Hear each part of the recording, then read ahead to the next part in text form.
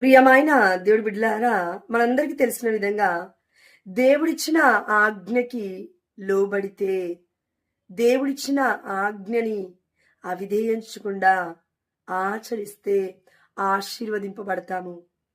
ఈ రోజుల్లో ఎంతో మంది దేవుడిచ్చిన అధికారము, దేవుడి కలిగి ఉన్న అధికారాన్ని లోబడలేకపోతున్నాం. అందుకే భార్య భర్తకి లోబడట్లేదు, భర్త భార్యకి లోబడకుండా జీవిస్తూ ఉన్నాడు.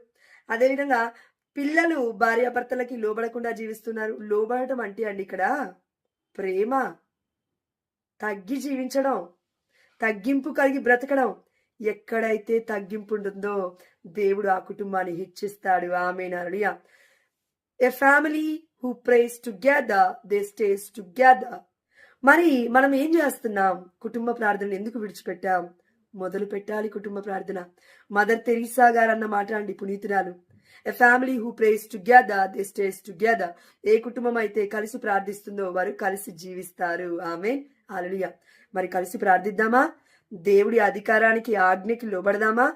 తప్పకుండా మన కుటుంబ పరిస్థితి యేసు నామములో దేవుడు మార్చబోతున్నాడు. ఆమేన్.